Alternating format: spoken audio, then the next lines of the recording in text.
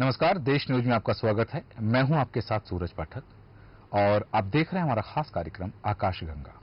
आकाशगंगा में आज हम बात करने वाले हैं ज्योतिष के विषय में और कुंडली में एक दोष।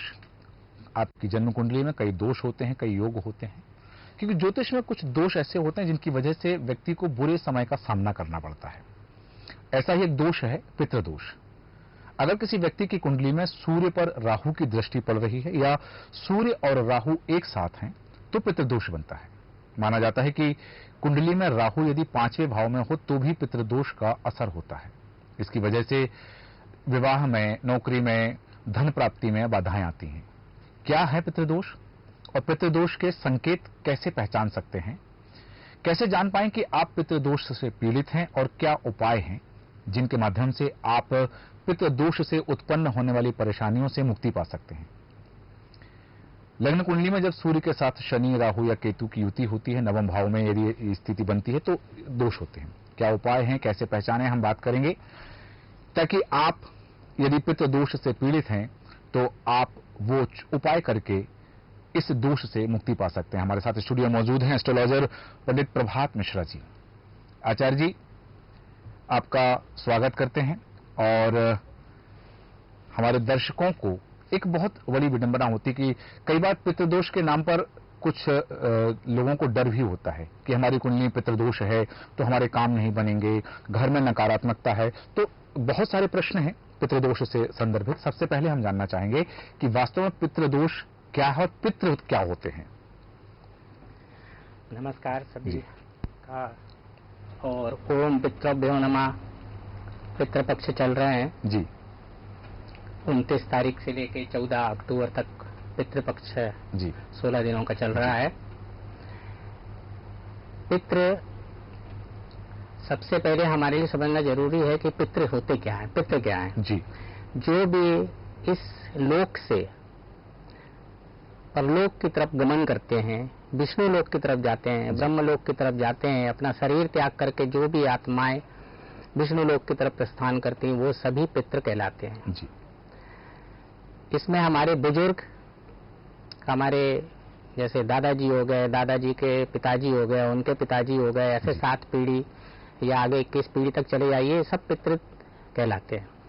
लेकिन ऐसा नहीं है कि पितृ सिर्फ बुजुर्गों या उनके लिए रहे। पितृ आपसे अगर मान लो कोई उम्र में छोटा या कोई भी व्यक्ति जाए, जो भी संसार छोड़ के जाता है, ये लीला इसके देवलोक के प्रस्थान करता है, वो सब पितृ में आते हैं और इनकी हमको पूजा करनी चाहिए, पिंडदान करना चाहिए। आस्था का ये विषय है। शास्त्रों में भी इसका उल्लेख किया गया है जी। यदि हम पितरों को, क्योंकि ये शरीर जो है, ये शरीर नष्ट हो जाता है, जल के खाक हो जाता है या इसको मिट्टी में मिल जाता है। आत्मा जो इसके अंदर, जिसको जीवात्मा कहा गया है, ये प्रस्थान करती है देवलोक की तरफ जी।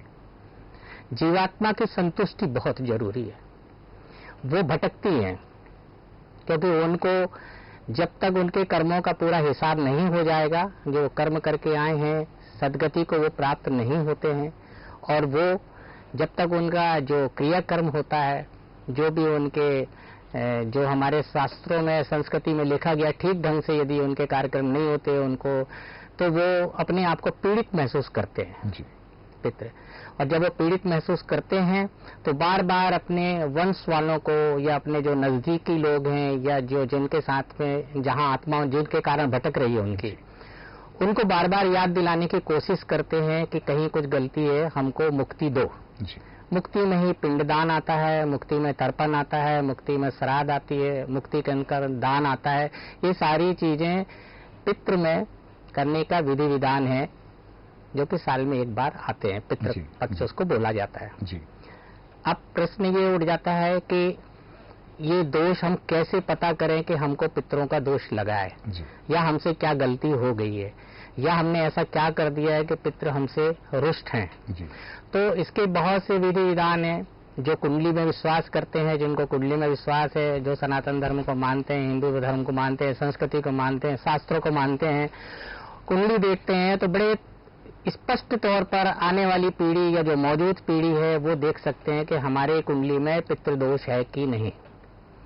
पितृदोष का जैसे कि आपने चर्चा में बताया कि पितृदोष में राहु का बहुत बड़ा महत्व है, या राहु जिसको छाया ग्रह भी बोलते हैं कुंडली में, वो उसका बहुत महत्व है। सूर्य शनि यदि लग्न भाव, जिसको पहला भाव कुंडली का बोला जाता है, लग्न भाव जो आपके व्यक्तित्व को निर्धारित करता है, उसमें यदि सूर्य शनि बैठ जाए, किसी की कुंडली में बैठे हैं, तो उसको मान के चलना चाहिए कि हमको पितृदोष लगा है। यदि पहले भाव में ना होकर के दूसरे भाव में बैठे, उसके आगे जहाँ पे सूर्य राहु बैठे हैं, या सूर्य राहु शनि तीनों बैठे हैं, या सिर्फ शनि और सूर्य बैठे हैं, तो भी पितृदोष माना जाता है जी। 5वां भाव संतान का है जी। 5वां भाव बुद्धि का है। 5वें भाव में भी जो, अगर यहाँ पे भी यही संयोग, यहाँ तक कि केतु भी बैठा हो, अगर राहु नहीं है उसकी जगह केतु बैठा हो, तो केतु का भी महत्व उतना ही मानना चाहिए कि हमारी कुंडली में पितृदोष है और हमको पितरों के निमित्त कुछ न कुछ पूजा विधि विधान या उनकी संतुष्टि के लिए कुछ करना चाहिए जी। कुंडली में जो स्थान नियत किए गए हैं, जो निश्चित हैं, वो मैं आपको संक्षिप्त में बताना चाहूंगा, ताकि आप खुद भी अपनी कुंडली को देख सकें। किसी बड़े ज्योतिषी या किसी शास्त्री की जरूरत नहीं पड़ेगी। अगर कुंडली बनी है, आपके जन्म और समय सही है, तो आप पहले भाव में देखिए कि पहले भाव में सूर्य शनि राहु तो नहीं है, या सूर्य राहु तो नहीं है, या शनि राहु तो नहीं है। दूसरे भाव में भी देखिए कि यही स्थिति बन रही है क्या। 5वें भाव में देखिए कि क्या यही स्थिति बन रही है क्या। 9वां भाव, जिसको कि तो उसका भाग्य बोला गया है, जो भी इंसान का भाग्य बोला है, जब भाग्य में ही अगर पितृदोष होगा तो बहुत सी आपको समस्याओं का सामना करना पड़ेगा जी, बिल्कुल। और फिर उसके बाद 10वां स्थान पिता का है जी, पितृ यानी पिता तो है ही जी, बिल्कुल। तो ये अगर इन पे कुंडली में आप देख लेंगे तो आपको पितृदोष स्पष्ट हो जाएगा। बिल्कुल। एक बात और है कि पितृदोष आंशिक भी हो सकता है क्या, या फिर पितृदोष जैसा कि आपने बताया कि ये स्थितियां अगर निर्मित है, इन भावों में ग्रह बैठे हुए, ये ग्रह हैं या इनकी युति है, तो पितृदोष।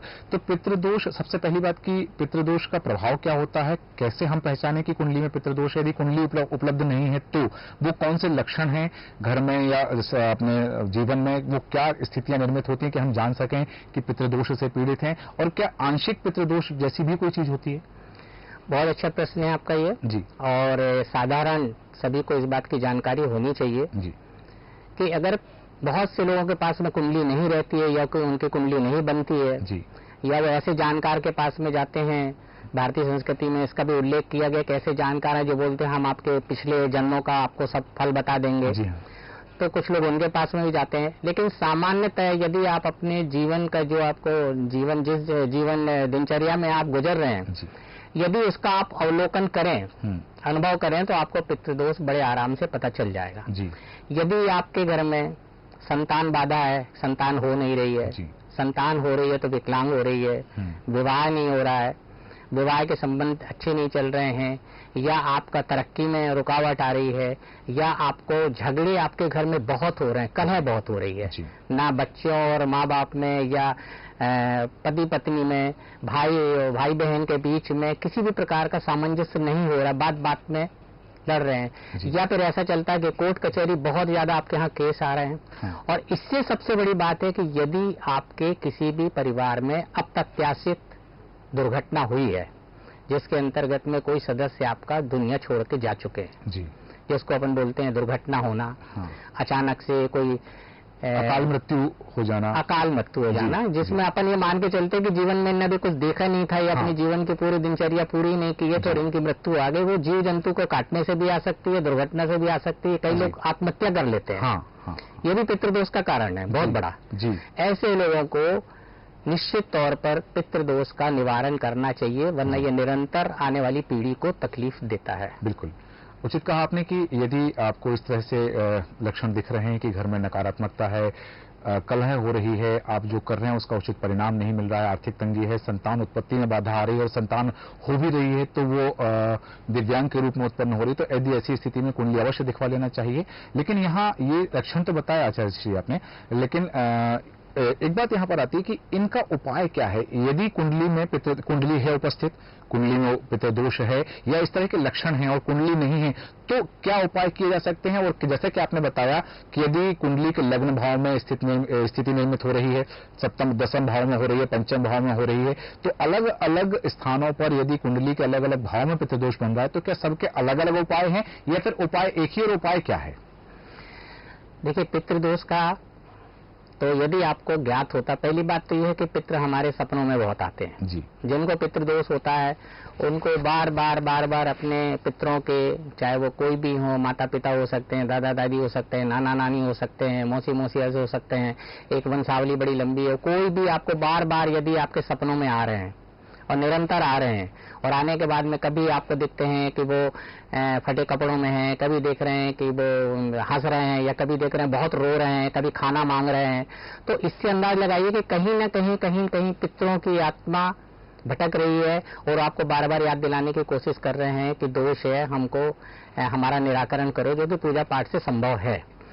तो इस समय क्या होता है कि बहुत से इसमें विधि विधान है। सबसे पहले तो ये होता है कि यदि आप दान पुण्य करते हैं, आप बहुत बड़ी पूजा नहीं कर पाते हैं, और पहली बात तो ये है कि कोई भी चीज कर्जा लेकर के और किसी से उधार मांग करके, चोरी करके और इस प्रकार के दान नहीं करना चाहिए, नहीं तो पितृदोष और ज्यादा बढ़ जाते हैं। आप जितने सक्षम है उतना ही कीजिए। तो इसके अंतर्गत है गाय को घास देना चाहिए, पक्षियों को दाना चुगना चाहिए, पीपल के पेड़ के नीचे में आप जाकर के एक दोने में घर का बना खाना रख दीजिए, उसके अंदर इन सारी चीजों में तिल का इस्तेमाल जरूर कीजिए थोड़ा जी। काला तिल पितरों को बहुत पसंद है जी। और काला तिल पूजा के नहीं रखने से शायद पितरों की पूजा उतनी पूर्ण नहीं हो पाती है जी। तो काला तिल और जौ, तो जौ ना मिले तो काला तिल हर चीज में डाल करके थोड़ा थोड़ा कीजिए। और ब्राह्मणों को भोजन कराइए, किसी दरिद्र को कपड़े दीजिए, दरिद्र को, बल्कि जो अस्पताल वगैरह में जो बीमार रहते हैं, जो सक्षम नहीं इलाज कराने के लिए और तड़फ रहे हैं और वो आत्मा जो शरीर से उनकी निकल नहीं रही है, उनको बहुत कष्ट हो रहा है या कुछ हो रहा है, तो ऐसे लोगों की भी आप अस्पताल में दवाइयां दीजिए, मदद कीजिए, उनकी आर्थिक मदद कीजिए, तो पितृदोष थोड़े बहुत कम होते हैं जी। लेकिन इनका पूजा विधान शास्त्रों में है जी। इसका गरुड़ पुराण, जो गरुड़ ने, महाराजा गरुड़ ने खुद लिखी है गरुड़ पुराण, और बाद में वेद व्यास जी ने उसको आगे बढ़ाया। उसमें ये उल्लेख इस बात का है कि आप यदि नारायण नाग बलि पूजा करते हैं तो वो पितृदोष मिटाने का एक बहुत बड़ा वो रहते हैं। घर में यदि कलह हो रहा है, बच्चे का विद्या क्षेत्र में मन नहीं लग रहा है और बच्चों का विवाह नहीं हो रहा है, तो आप त्रिपिंडी पूजा कर सकते हैं, जिसमें कि विष्णु, शंकर जी और ब्रह्मा जी तीनों की पिंडी रहती है, त्रिपिंडी पूजा होती है। इसके बहुत से धार्मिक स्थान है भारत में, उज्जैन है, नासिक है, पुष्कर है, गया है और बद्रीनाथ सबसे बड़े स्थान है, यहाँ आप पूजा कर सकते हैं। ये जैसे कि आपने बताया कि गाय को भोजन कराना है, पक्षियों के निमित्त भोजन रखना है, पीपल के पेड़ के नीचे घर का बना हुआ भोजन तिल के साथ रखना है, श्राद्ध और तर्पण, इनके माध्यम से भी क्या पितृदोष का निवारण किया जा सकता है, और किया जा सकता है तो वो क्या विधि है और पितृपक्ष में वो कितनी महत्वपूर्ण होती है? देखिए, अभी तो पितृपक्ष चल ही रहे हैं, जब मैं आपसे वार्तालाप कर रहा हूँ तब तक अभी पितृपक्ष चल रहे हैं जी। और सभी कोई अपने, जिनको याद है जिनको अपने जो उनके पूर्वज इस दुनिया से छोड़ करके विष्णु लोक की तरफ, देवलोक की तरफ प्रस्थान किए हैं, तो उनकी जिनको तिथि मालूम है, पंचमी, नवमी, सप्तमी, अष्टमी किस तिथि पे गए हैं, तो उस तिथि पे वो श्राद्ध करते हैं जी। श्राद्ध शब्द से ही स्पष्ट है श्रद्धा जी। बिल्कुल, श्राद्ध शब्द अपने आप में एक श्रद्धा जी। तर्पण शब्द से ही एक बात बड़ी स्पष्ट है, तृप्ति जी।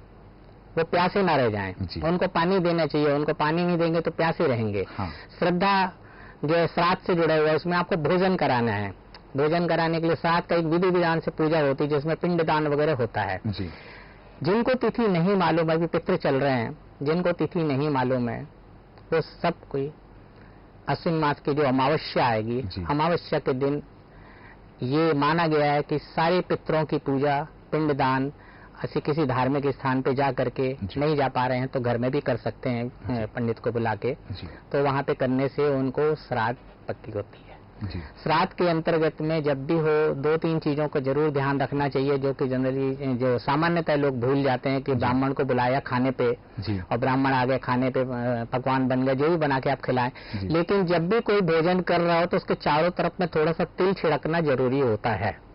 तिल से जो हमारे जो पितृ हैं ये आकर्षित होते हैं, तिल को पसंद करते हैं। ये विष्णु भगवान से उत्पन्न है तिल जी। जौ भी विष्णु भगवान का ही अंश है। ये दोनों, इसलिए इनका श्राद्ध में दोनों का उल्लेख किया गया है कि तिल, काला तिल होना चाहिए और दूसरा जौ होना चाहिए। ये 2 चीजों को बहुत जरूरी, क्योंकि विष्णु के ही अंश हैं जी। बिल्कुल, बहुत उत्तम बात आपने कही आचार्य जी की यदि ब्राह्मण को घर बुला रहे हैं, पितरों के निमित्त भोजन करा रहे हैं, तो तिल का उसमें उपयोग अवश्य करें कि आसपास तिल का छिड़काव कर दें ताकि वो आपके पितर आकर्षित हों। यहाँ एक बात जरूर आती है, कई बार हमारी चर्चा होती है तो कुछ ऐसे लोग जो धर्मशास्त्र को नहीं मानते हैं, उनका एक तर्क आता है यहाँ पर। वो कहते हैं कि वो हमारे पूर्वज हैं, हमारे बुजुर्ग हैं, तो वो हमसे नाराज क्यों होंगे, वो तो हमारे अपने हैं। यदि ये स्थितियां हैं कि वो मृत्यु के पश्चात में चले गए, विष्णु लोक की ओर प्रस्थान किया है, और यदि उनकी नाराजगी, क्योंकि बताया जाता है ज्योतिष में कि पितृ नाराज हैं इसलिए ये परेशानियां हो रही, पितृ दोष लगा हुआ, तो उनका एक तर्क होता है कि वो तो हमारे पूर्वज हैं, हमारे बड़े हैं, हमसे नाराज क्यों होंगे, हम तो उनके बच्चे हैं।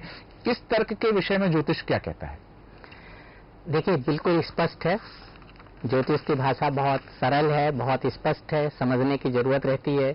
जो सनातन धर्म को मानते हैं, जो हिंदू धर्म को मानते हैं, जो हिंदू संस्कृति को मानते हैं, जो ग्रहों को मानते हैं, राशि को मानते हैं, सूर्य चांद सबको मानते हैं, उनको इस बात को भी मानना चाहिए कि पितृ कभी भी नाराज नहीं होते हैं। ये बोलने की जो एक शैली होती है, जो बोलने का है या समझाते हैं पंडित, वो गलत समझाते हैं। पितृ कभी नाराज नहीं होते, वो असंतुष्ट होते हैं। हाँ।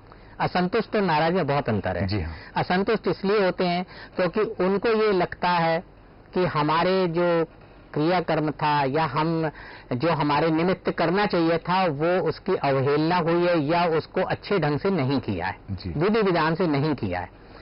जैसे बहुत सी ऐसी चीजें होती है जिसको बताना तो यहाँ संभव नहीं है, लेकिन ये है कि विधि विधान से यदि नहीं किया है तो पितृ थोड़े से अपने आप को बेचैन महसूस करते हैं। हाँ। पितरों का ही सब आशीर्वाद रहता है जी। जो दुनिया में जितने भी सुख संपत्ति, भौतिक संपत्ति से लेकर बौद्धिक बुद्धि या सरस्वती जो मिल रही, सब पितरों का आशीर्वाद है। वो हमेशा आशीर्वाद देते हैं, लेकिन वो बेचैन रहते हैं क्योंकि उनको मुक्ति नहीं मिली है। जी हाँ। आपका जन्म हुआ था, अपने वंश के जो भी पीड़ित हैं, जो भी उनको मुक्ति देने के लिए होता है, और आप उसके लिए नहीं टाइम निकाल पा रहे, समय नहीं निकाल पा रहे, तो वो थोड़े से असंतुष्ट होते हैं। जी। उसी को बोला गया है कि पितृ नाराज हो गए इसलिए हमारे घर में नुकसान हो रहा है, मेरी गाड़ी खराब हो रही है, घर में आग लग रही है, बच्चों की नौकरी नहीं लग रही, शादी नहीं हो रही, संतान नहीं हो रही, ये मान्यताएं करते हैं। हो सकता है पितृदोष कुंडली में हो, तो असंतुष्ट होते हैं। उनको संतुष्ट करना भी हमारे उनके पितरों के वंशज का धर्म बनता है। बिल्कुल, बहुत उत्तम बात आपने कही कि वो असंतुष्ट होते हैं, नाराज तो खैर नहीं होते, चूंकि बड़े हैं तो अपना आशीर्वाद देते हैं, और हमारे जीवन में जो कुछ भी है, उपलब्धियां हमारे पास हैं, चाहे वो रोजगार हो, नौकरी हो, घर संपत्ति, जो भी हमारे पास उपलब्धता है, तो वो हमारे पितरों के आशीर्वाद से ही हमें प्राप्त होती है। बहुत उत्तम बात आपने कही। लेकिन यहाँ एक बात है, आपने एक बात कही कि पितृदोष के कारण व्यक्ति का मन कई बार मृत्यु की ओर आकर्षित होता है, आत्महत्या करने जैसी स्थिति भी वो बन सकती है, कि वो योगी बन सकता है कि यदि कुंडली में पितृदोष है तो वो इस ओर भी व्यक्ति को अग्रेषित कर सकता है। साधारण रूप से पितृपक्ष तो है ही, लेकिन हम अपने दैनिक जीवन में क्या पूरे वर्ष भर ऐसा कोई कृत्य कर सकते हैं, ऐसा कोई कार्य कर सकते हैं, ऐसा कोई पूजन कर सकते हैं कि जिससे हम अपने पितरों को प्रसन्न कर सकें? देखिए, ऐसा है कि साल भर के अंदर में ये 16 दिन जी, ये जो पितृ पक्ष बोला गया है। क्षमा चाहता हूं, मैं रुकना चाह रहा हूं आपको कि इस बात का तो उत्तर दीजिए, लेकिन एक और बात है कि ये जो 15 दिन या 16 दिन की बात करते हैं, ये 15-16 दिन ही क्यों है जब हम पितरों की प्रसन्नता के लिए, उनकी पूजन के लिए, उनको तृप्त करने के लिए कार्य करते हैं? बहुत अच्छा प्रश्न जी। मैं चाह रहा था कि ये आप दर्शकों के सामने प्रश्न लाए। जी बिल्कुल। ये 15 दिन या 16 दिन जी, ये सिर्फ इसलिए हुआ है क्योंकि इनके धार्मिक ग्रंथों में अलग अलग प्रकार के उल्लेख किए गए हैं। लेकिन मैं एक सामान्य चीज आपको बताना चाहता हूं ताकि आपके मस्तिष्क में ये बात बैठ जाए कि पितृ ये साल भर के अंदर 15 दिन ही क्यों आते हैं, महीने भर क्यों नहीं आते, एक हफ्ते क्यों नहीं आते। उसका सीधा सा एक शास्त्रों के वर्णन में किया गया है कि जब महाभारत में कर्ण को मृत्यु हुई और जब महाभारत में कर्ण को मारा गया तो कर्ण को विष्णु लोक की तरफ सीधा, चूंकि सामने तो कृष्ण भगवान भी थे और कर्ण खुद ही दानवीर थे और सूर्यपुत्र थे, तो उनका जब यहाँ से विष्णु लोक गए और विष्णु लोक में जाने के बाद में जब उनको स्वागत किया गया और जब उनको हर चीज सोने की दी गई, हर चीज सोने की थी, सोने का बिस्तर था, सोने के उनको कपड़े पहनाए गए, सोने के बर्तन लाए गए, यहाँ तक कि खाना भी उनको सोने का परस दिया गया। तब थोड़े से कर्ण नाराज हुए। कर्ण के दिमाग में बात आई तो उन्होंने इंद्र की तरफ देख के पूछा कि ये सब क्या है। तब इंद्र ने बताया कि आप जब पृथ्वी पे थे, ब्रह्मांड में थे, पृथ्वी लोक में थे, दानवीर कर्ण के नाम पे थे, लेकिन आप तो सोने चांदी दान करते रहे। आपने तो सोना दिया, चांदी दिया, सोने के वस्त्र दिए, सब दिया, लेकिन दरिद्रों को भोजन कराना, दरिद्रों को कपड़े देना, दरिद्रों की सेवा करना, दरिद्रों को फल देना और दरिद्रों को किसी प्रकार से मदद करना, वो शायद आप विधि विधान से नहीं किए, इसलिए आपके जो चीज दान किए वो यहाँ पे कर्म में आपको मिल रहा है। तब फिर कर्ण ने कहा मुझे मालूम नहीं था, जैसे बहुत से लोगों को भी श्राद्ध का नहीं मालूम, तर्पण नहीं मालूम कि तर्पण होता कैसे। वो सूर्य के जैसे तर्पण करते हैं कई लोग जी, जैसे सूर्य को जल चढ़ा रहे, ये बिल्कुल गलत है जी।